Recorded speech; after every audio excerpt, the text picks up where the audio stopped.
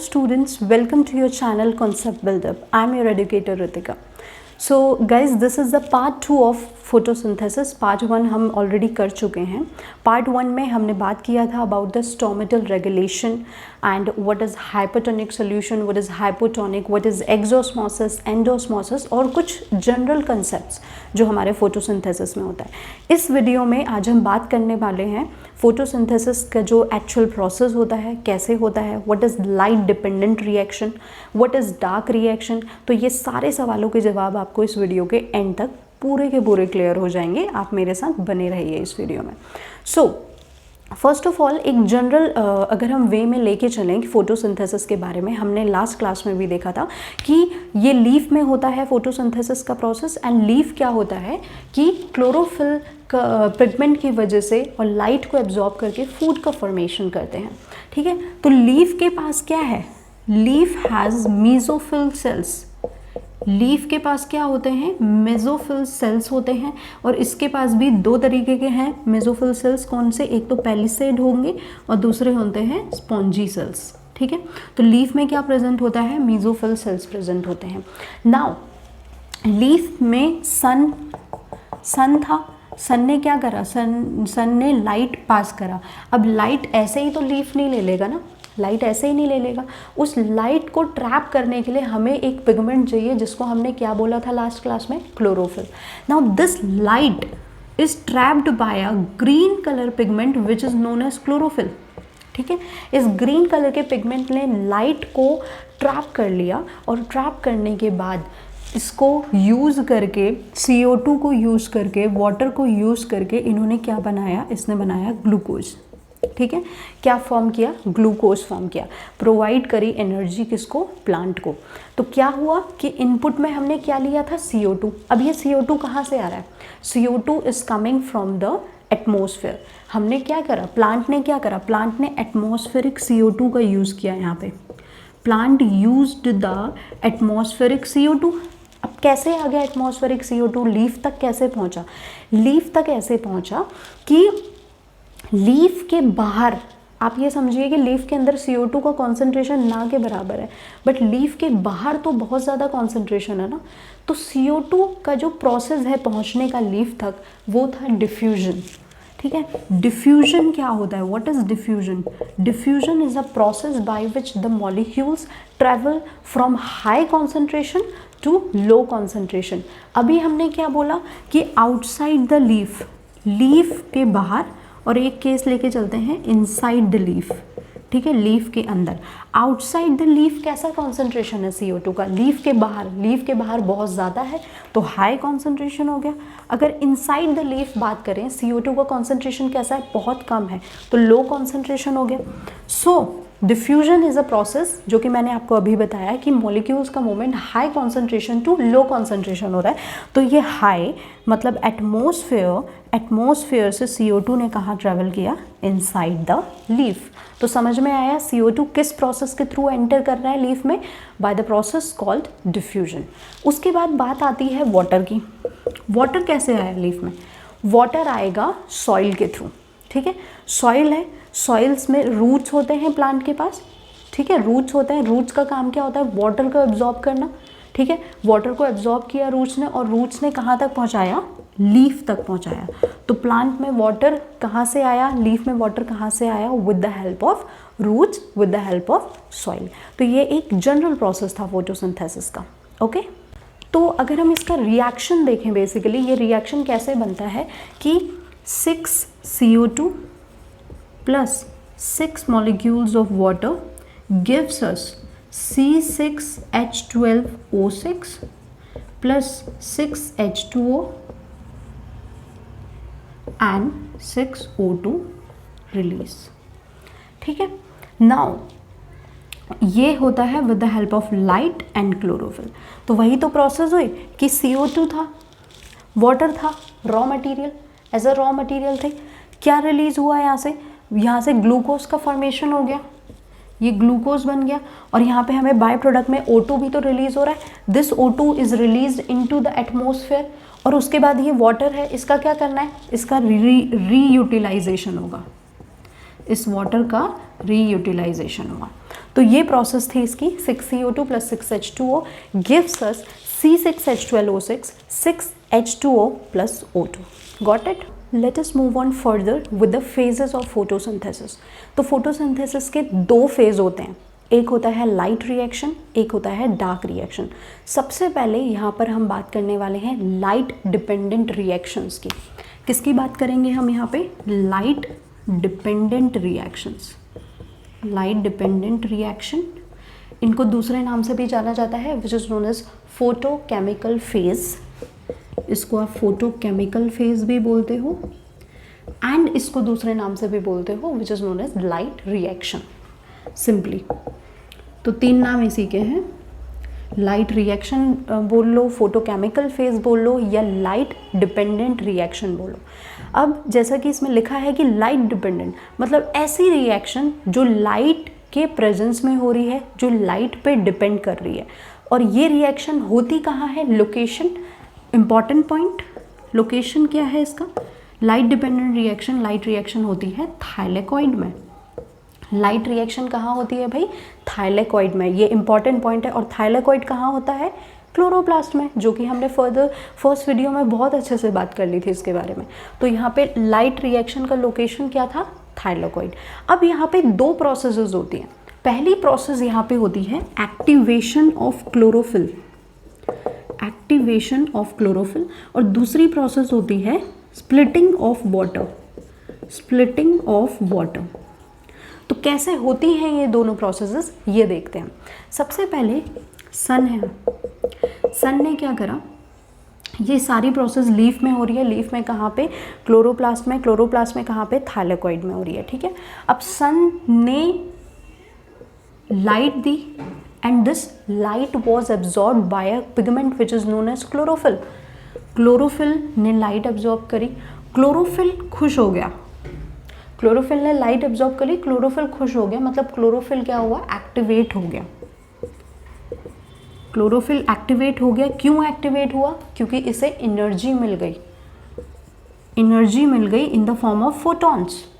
Chlorophyll को क्या हुआ? एनर्जी मिल गई फोटॉन्स के फॉर्म में। Light, they have light energy, photons होते हैं ना, तो इसको एनर्जी मिल गई। अब इसने इस एनर्जी का कहीं तो यूज़ करना था ना, इतनी सारी एनर्जी लेके क्या करेगा? तो इसने क्या करा? इसने वाटर को तोड़ दिया। इसने बोला, क्लोरोफिल ने बोला कि पहले तो क्लोरोफिल सन की लाइट को ट्रैप करके बहुत खुश हो गया, बहुत एक्टिवेट हो गया। अब इसने बोला यार मेरे पास तो इतनी, मैं तो बाहुबली हूँ, मेरे पास इतनी सारी एनर्जी आ गई, अब इस एनर्जी को मैं कहीं तो यूटिलाइज़ करूँ। इसने बोला ठीक है आज तोड़ते हैं, आज वाटर को तोड़ते हैं। तो ये क्या करता है? वाटर की तोड़ाई कर देता है, मतलब स्प्लिटिंग ऑफ वाटर कर देता है, ठीक है। अब ये कैसे स्प्लिटिंग ऑफ वाटर करेगा देखते हैं कि हमारे पास है 2H2O, ठीक है। ये एनर्जी आई, इस एनर्जी ने इस वाटर को तोड़ दिया, 4H positive plus 4A negative plus O2, ठीक है।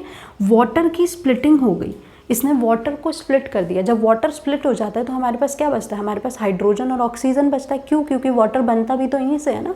वाटर किससे फॉर्म हो रहा है? हाइड्रोजन ऑक्सीजन से। तो वाटर को तोड़ दिया, आपके पास क्या बचा? हाइड्रोजन ऑक्सीजन, और 4 इलेक्ट्रॉन रिलीज हो गए, ठीक है। तो क्लोरोफिल ने क्या काम किया वो समझ में आया ना, इसने वाटर को तोड़ा। और इसी प्रोसेस को क्या बोलते हैं? Photolysis of water. This process is known as photolysis of water. Photolysis, photo का मतलब क्या है? Light energy. लाइट एनर्जी की वजह से वाटर का स्प्लिटिंग हो रहा है, इसीलिए इसको क्या बोला जाता है? Photolysis of water. समझ में आया? तो लाइट रिएक्शन में हुआ क्या? लाइट रिएक्शन में हुआ ये कि इसका लोकेशन हमने देख लिया कि ये कहाँ पे हो रहा है, it is occurring in the thylakoid. दूसरी चीज़ हमने देखा कि इसमें दो प्रोसेसेस लगी हैं, एक तो एक्टिवेशन हुआ क्लोरोफिल का और उसके बाद क्या हो रहा है, स्प्लिटिंग ऑफ वाटर हो रहा है, जिसको हमने एक और नाम दिया था which is known as photolysis of water. तो अभी हमने देखा क्या हुआ, वाटर की स्प्लिटिंग हो गई, किसमें हुई, हाइड्रोजन ऑक्सीजन में। अब ये जो प्रोडक्ट्स बने हैं इनको भी तो कहीं ना कहीं यूटिलाइज करना है ना, ताकि हमें एक्चुअल प्रोडक्ट मिले किसका, लाइट रिएक्शन का। ये एक्चुअल प्रोडक्ट नहीं है लाइट रिएक्शन के, अभी तो सिर्फ वाटर टूटा है, बट हमें तो एक्चुअल प्रोडक्ट चाहिए ना, एक रिजल्ट चाहिए ना लाइट रिएक्शन का। तो ये क्या, ये जो प्रोसेसेस है, मतलब ये जो प्रोडक्ट्स होते हैं वो यूज़ होते हैं to synthesise the actual products of the light reaction. ठीक है, अब क्या होगा कि ये जो H पॉजिटिव है, यहाँ पे जो फोटोन होगा, ये क्या यूज़ होगा, यहाँ पे H पॉजिटिव का यूज़ क्या है कि it will convert NADP plus two NADPH। ठीक है, यहाँ पे इसने H पॉजिटिव ने क्या किया, इसने NADP प्लस को NADPH में कन्वर्ट कर दिया, nicotinamide adenine dinucleotide phosphate. ठीक है, इसने NADP प्लस को NADPH में कन्वर्ट कर दिया। उसके बाद क्या हो रहा है, दिस O2, अब ये क्या करेगा, ये मॉलिक्यूलर ऑक्सीजन बना लेगा। This 2O will form O2, जो कि मॉलिक्यूलर ऑक्सीजन है जो एटमॉस्फेयर में रिलीज हो जाएगी, जिसको हम भी यूटिलाइज करते हैं। उसके बाद ये क्या होता है, यहाँ पर इलेक्ट्रॉन का यूज होगा for the synthesis of ATP। ADP से ATP का फॉर्मेशन होता है। ADP, which is adenosine diphosphate, now it will form the actual energy form which is adenosine triphosphate, और इस adenosine triphosphate को प्लांट यूटिलाइज करेगा in the form of energy. ये energy तो है और प्लांट एनर्जी को यूटिलाइज कर ही लेगा। तो ADP जो है इसका कन्वर्जन ATP में हो रहा है विद द हेल्प ऑफ, क्योंकि यहाँ पे ये तो डाईफॉस्फेट था ना, डाई का मतलब है 2 फॉस्फेट थे, अब 2 फॉस्फेट 3 फॉस्फेट में कैसे कन्वर्ट हो गए, जब 2 फॉस्फेट में 1 फॉस्फेट जुड़ा होगा तभी तो 3 में कन्वर्ट हुआ ना। तो एक इनऑर्गेनिक फॉस्फेट यहाँ पे जुड़ा ADP में, एक इनऑर्गेनिक फॉस्फेट जुड़ा, और उसके बाद इसका कन्वर्जन हुआ किसमें, ATP में, विच इज़ एडिनोसिन ट्राइफॉस्फेट। अब क्या हो रहा है यहाँ पर, ये जो प्रोसेस है, इस प्रोसेस को बोला जाता है फॉस्फोराइलेशन।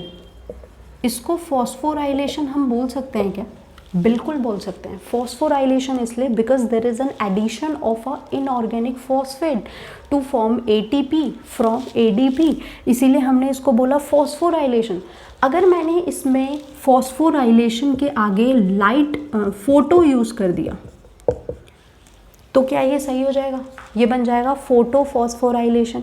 क्या मैं फोटो लगा के कोई प्रॉब्लम नहीं है, बिल्कुल कोई प्रॉब्लम नहीं है, क्योंकि ये प्रेजेंस में किसके हो रहा है, लाइट के प्रेजेंस में हो रहा है, and light is in the form of a photons. तो क्या हो गया, फोटो फॉस्फोराइलेशन हो गया। समझ में आया ना, इसीलिए हमने इसको क्या बोला, जैसे हमने फोटोलाइसिस बोला, हमने सिर्फ लाइसिस क्यों नहीं बोला, लाइसिस ऑफ वाटर क्यों नहीं बोला, फोटोलाइसिस बोला because it was taking place in the presence of light, and that is why it is also known as photophosphorylation, because here the process of phosphorylation taking place in the presence of light, इसीलिए हमने इसको क्या बोला, photophosphorylation. So this was completely the light reactions. क्या क्या चीज़ें हुई, 2 process यहाँ पे बहुत इंपॉर्टेंट थी, activation of chlorophyll and the splitting of water, और किस तरीके से हुआ। उसके बाद जो वाटर की स्प्लिटिंग होने के बाद हमने किन किन चीज़ों को कहाँ कहाँ यूटिलाइज किया, क्या बना, हमें ATP मिला, what we got NADPH, we got ATP और O2। O2 एटमॉस्फेयर में रिलीज हो गया, हमने उसे यूटिलाइज कर लिया। अब इस NADPH और ATP का यूज़ क्या होगा, क्या ये ऐसे के ऐसे ही रह जाएंगे, नहीं, इनका फर्दर यूज़ होगा, और फर्दर यूज़ इनका कैसे होगा, जो आने वाली इसके बाद वाली प्रोसेस है उसमें। तो देखते हैं इसका यूज़ कैसे होता है। लाइट डिपेंडेंट रिएक्शन तो आप समझ गए, अब दूसरी होती है लाइट इंडिपेंडेंट रिएक्शन। क्या होती है दूसरी, लाइट इंडिपेंडेंट रिएक्शन, या फिर इसे आप डार्क फेज भी बोलते हो, या फिर इसे आप डार्क रिएक्शन भी बोलते हो, और इसे आप बायोसिंथेटिक फेज भी बोलते हो। This is also known as biosynthetic phase. तो जैसे उसके 3-4 नाम थे, इसके भी हैं, डार्क रिएक्शन बोल लो, लाइट इंडिपेंडेंट रिएक्शन बोल लो। तो अब ये जो लाइट इंडिपेंडेंट रिएक्शन है, क्या ये रात में होती है, तभी इसको लाइट इंडिपेंडेंट बोला जा रहा होगा? ऐसा absolutely it is incorrect. It is not, it doesn't occur in the night, बल्कि it occurs simultaneously with the light reaction. जैसे जैसे लाइट रिएक्शन होता है, साइमल्टेनियसली डार्क रिएक्शन का भी प्रोसेस होता है। बस क्या है कि it is not dependent on light, but it depends on the product of the light reaction. मैंने क्या बोला कि डार्क रिएक्शन जो है उसको लाइट से कोई लेना देना नहीं है। उसे किससे लेना देना है? उसे लेना देना है जो लाइट रिएक्शन ने प्रोडक्ट बनाया था। लाइट रिएक्शन ने क्या क्या बनाया था? उसने ATP बनाई थी, NADPH बनाया था, O2 बनाया था, उनसे लेना देना है और किसी से लेना देना नहीं है। तो it depends on light, but indirectly हम ये बोल सकते हैं इनडायरेक्टली लाइट पे डिपेंड कर रहा है, क्योंकि ये लाइट रिएक्शन के प्रोडक्ट्स पे डिपेंड करता है। करेक्ट। अब ये लोकेशन, जैसे हमने देखा था light reaction was taking place in the thylakoid, this reaction takes place in stroma. ये रिएक्शन कहाँ होता है? ये होता है स्ट्रोमा में। स्ट्रोमा कहाँ होता है ये आपको अच्छे से पता है, अगर नहीं पता तो आप फर्स्ट वीडियो जाकर देखें, ठीक है। तो हमने देख लिया लाइट रिएक्शन कहाँ होती है, डार्क रिएक्शन क्या होती है, इसमें होता क्या है, मतलब इसका सार क्या है, इसकी समरी क्या है। समरी ये है कि लाइट रिएक्शन में ग्लूकोज बन रहा था, लाइट रिएक्शन में ग्लूकोज बन रहा था, C6H12O6 ग्लूकोज का फॉर्मेशन हो रहा था। Now this glucose is converted into starch in dark reaction.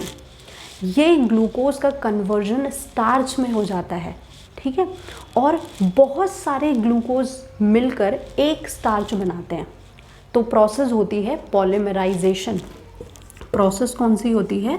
Polymerisation, where several glucose molecules forms a single molecule of starch.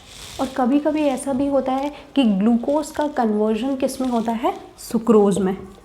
Glucose is also converted into sucrose, जिसे आप general language में cane sugar बोलते हो, cane sugar, ठीक है। अब cane sugar से मुझे केन याद आ गया, तो मैं आपसे यहाँ पे एक सवाल पूछना चाहूँगी कि आप मुझे केन का साइंटिफिक नेम कमेंट बॉक्स में बताएं कि जो केन होता है, जो गन्ना होता है, उसका साइंटिफिक नेम क्या होता है, वो आप मुझे कमेंट बॉक्स में बताएंगे, ठीक है। तो यहाँ पे क्या हुआ कि ग्लूकोज स्टार्च में कन्वर्ट हुआ है, and in some plants glucose is also converted into sucrose. Okay, now ये तो हमने बात कर ली लाइट रिएक्शन की, डार्क रिएक्शन की। अभी थोड़ा हॉच पॉच चल रहा होगा ना माइंड में, तो हॉच पॉच को मिटाने के लिए अब हम बात करते हैं इसकी समरी की, कि एक्चुअल में हमने जो लाइट डार्क कर रहे थे हो क्या रहा था। फाइनली आपको अच्छे से समझ में आएगा इसका समरी। तो let's talk about the summary of light and dark reaction, ठीक है। ध्यान से देखना कि लाइट रिएक्शन सबसे पहले तो होता कहाँ है, लोकेशन का डिफरेंस है दोनों में। Light reaction takes place in the thylakoid, where is dark reaction takes place in the stroma. पहला डिफरेंस समझ आ गया। दूसरा डिफरेंस ये था, हमने देखा था लाइट रिएक्शन में क्लोरोफिल का एक्टिवेशन होता है with the help of sunlight. Sunlight आई, उसने ट्रैप किया, एक्टिवेट हुआ, क्लोरोफिल एक्टिवेट होके क्या काम कर रहा था, it was splitting the water, water split हो रहा था, फोटोलाइसिस हो रही थी वाटर की, and the water was splitted into O2 and hydrogen and oxygen. जो ऑक्सीजन था, ऑक्सीजन तो निकल गया बाहर एटमॉस्फेयर में, oxygen was given out in the atmosphere, और एटमॉस्फेयर से हम लोग सांस ले रहे हैं, ऑक्सीजन को अंदर लेते हैं, ठीक है। तो एटमॉस्फेयर में O2 रिलीज हो गया। अब जो हाइड्रोजन था, इसने क्या करा, इसने NADP प्लस को NADPH में कन्वर्ट कर दिया, हमने देखा था लाइट रिएक्शन में। और उसके बाद जो इलेक्ट्रॉन था यहाँ पे, ADP ने इनऑर्गेनिक फॉस्फेट को यूटिलाइज करके ATP में कन्वर्ट कर दिया, जिसको हमने बोला था फोटोफॉस्फोराइलेशन। यहाँ पे क्या हो रहा था लाइट रिएक्शन में, यहाँ पे हो रहा था फोटोलाइसिस, यहीं पे हुआ फोटोफॉस्फोराइलेशन, फोटोफॉस्फोराइलेशन। तो डार्क रिएक्शन में, ठीक है, ये तो था लाइट रिएक्शन में। डार्क रिएक्शन में क्या हुआ कि CO2 का फिक्सेशन हो रहा है।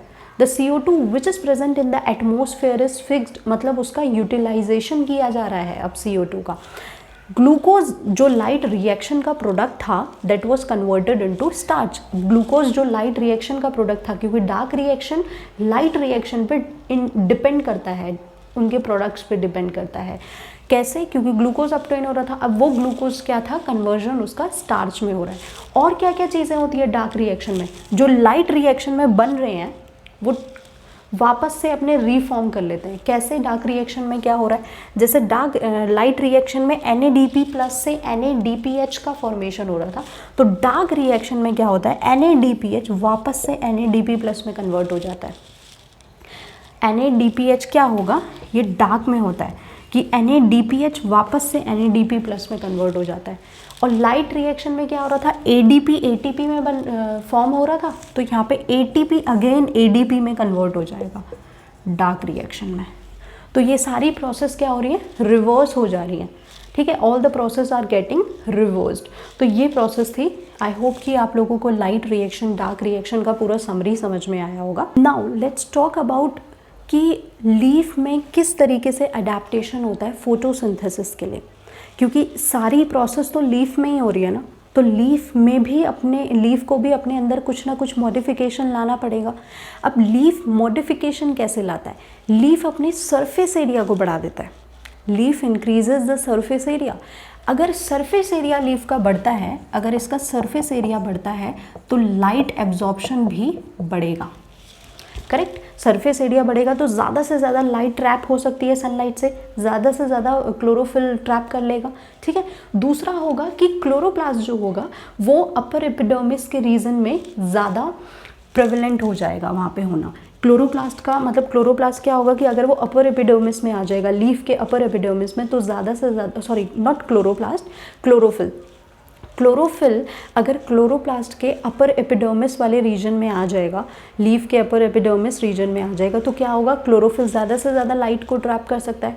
तीसरी चीज़ होगी एक्सटेंसिव वेन्स। मतलब अगर प्लांट्स में, जैसे हम अपनी बॉडी में लेते हैं कि बहुत सारे वेन्स हैं जिसके थ्रू ब्लड पास होता रहता है, हर एक ऑर्गन तक जाता है कि नहीं, तो क्या होता है कि नेटवर्क बहुत अच्छा चलता है और ज़्यादा से ज़्यादा काम होता है यहाँ पे। इसी तरीके से अगर प्लांट्स में भी एक्सटेंसिव वेन्स होंगे तो क्या अच्छे से अच्छे फूड आराम से पहुँचेगा, लीफ से सारे पार्ट्स में पहुँचेगा प्लांट्स के। तो बस इसलिए हमें एक्सटेंसिव वेन्स की ज़रूरत चाहिए। और क्या होना चाहिए कि जो उसकी अपर एपिडर्मिस होना चाहिए लीफ का, या क्यूटिकल जो हो, अगर वो ट्रांसपेरेंट होगा तो भी ज़्यादा अच्छा रहेगा। क्योंकि अगर मान लो क्यूटिकल या अपर एपिडर्मिस हो गया बहुत हार्ड, तो क्या लीफ अट्रैक्ट कर पाएगा सनलाइट को? नहीं कर पाएगा, है ना। क्लोरोफिल तो काम ही नहीं करेगा क्योंकि ऊपर की लेयर तो ढक गई ना पूरी। अगर वही ट्रांसपेरेंट होगी तो ज़्यादा से ज़्यादा सनलाइट क्या होता है, ट्रैप होता है। अब अगर हम बात करें एंड प्रोडक्ट ऑफ फोटोसिंथेसिस की, एंड प्रोडक्ट हमने पढ़ा फोटोसिंथेसिस क्या होती है light reaction, what is dark reaction, सारी चीज़ें हमने देख ली। और फाइनली अब हम ये आउटकम में जाते हैं कि एंड प्रोडक्ट क्या होता है फोटोसिंथेसिस का। एंड प्रोडक्ट में हमें मिल रहा है वाटर, हमें मिलता है O2 और हमें मिलता है ग्लूकोज, ठीक है। सबसे पहले बात करते हैं हम O2 की। O2 क्या होता है, एटमॉस्फेयर में डिफ्यूज़ हो जाएगा। फोटोसिंथेसिस के एंड में हमें O2 मिल रहा है, O2 diffuses into the atmosphere. तो O2 को बोला जाता है कि ये फोटोसिंथेसिस का वेस्ट प्रोडक्ट है। तो आप मुझे बताइए, क्या इसे वेस्ट प्रोडक्ट बोलना सही है? O2 को वेस्ट प्रोडक्ट बोलना सही है? क्योंकि O2 अगर वेस्ट प्रोडक्ट होगा, O2 अगर हम मान लीजिए है तो ये वेस्ट प्रोडक्ट ही प्लांट्स के लिए, हाँ, नॉट फॉर अस, क्योंकि अगर हम O2 को यूज़ नहीं करेंगे तो हम तो वेस्ट ही हो जाएंगे ना। तो इसीलिए this is a waste product for plant but not a waste product for us, ठीक है। तो O2 का ये है कि ये डिफ्यूज़ हो गया एटमॉस्फेयर में, ठीक है। नेक्स्ट आते हैं वाटर। वाटर का क्या हो रहा है, रीयूटिलाइजेशन होता है। वाटर का वापस से रीयूटिलाइज हो जाता है, ठीक है, रीयूटिलाइजेशन का प्रोसेस हो गया। अब ग्लूकोज क्या होता है, अभी हमने देखा कि ग्लूकोज जो है वो कन्वर्ट हो रहा है स्टार्च में, क्योंकि ग्लूकोज स्टार्च के फॉर्म में स्टोर हो जाता है। ग्लूकोज क्या होता है, stored in the form of starch. जैसे हमारी बॉडी में ग्लूकोज किस फॉर्म में स्टोर्ड होता है, ये आप मुझे बताएंगे कमेंट बॉक्स में कि हमारी बॉडी में ग्लूकोज किस फॉर्म में स्टोर्ड होता है। प्लांट्स का तो मैंने आपको बता दिया ना कि प्लांट्स में ग्लूकोज स्टार्च के फॉर्म में स्टोर्ड हो गया। उसके बाद ग्लूकोज स्टोर तो स्टार्च के फॉर्म में होता है but glucose is converted into sucrose. Glucose क्या होता है, सुक्रोज में कन्वर्ट होता है। और क्यों होता है सुक्रोज में कन्वर्ट, ताकि ट्रांसपोर्टेशन हो एनर्जी का, ट्रांसपोर्टेशन हो फूड का from leaf to every part of the plant. Leaf से जो एनर्जी मिल रहा है, जो एनर्जी ऑब्टेन हो रही है, उसको हर एक प्लांट पार्ट तक पहुंचाने के लिए ग्लूकोज का सुक्रोज में कन्वर्ट होता है। ऐसा क्यों होता है कि मतलब हम ग्लूकोज को भाई इतना तामझाम करें, ग्लूकोज को सुक्रोज में कन्वर्ट करें और सुक्रोज फिर आगे काम करे। ऐसा इसलिए होता है क्योंकि glucose which is very reactive, glucose क्या है, बहुत रिएक्टिव होता है, इसलिए ग्लूकोज ट्रांसपोर्ट नहीं कर सकता efficiently. But if you talk about the sucrose, it is less reactive than glucose, और ये ट्रांसपोर्टेशन बहुत ज़्यादा एफिशिएंटली करता है, इसीलिए ग्लूकोज को सुक्रोज में कन्वर्ट किया जाता है। और ग्लूकोज को स्टोर किस फॉर्म में करते हैं, in the form of starch. So this was about the process of photosynthesis, the light reaction, dark reaction and the adaptation in the leaf. So I hope कि आप लोगों को ये लेक्चर समझ में आया होगा, and thank you so much हमारे चैनल से जुड़े रहने के लिए। ओके फ्रेंड्स, तो ये स्क्रीन पे मेरी मेल आईडी फ्लैश हो रही है। अगर आपको कोई भी क्लास से रिलेटेड क्वेरीज हो तो मुझे इस मेल आईडी में आप मेल कर सकते हैं। जो मेरा रिस्पॉन्स होगा वो विद इन 24 आवर्स आपको मिल जाएगा। Thank you.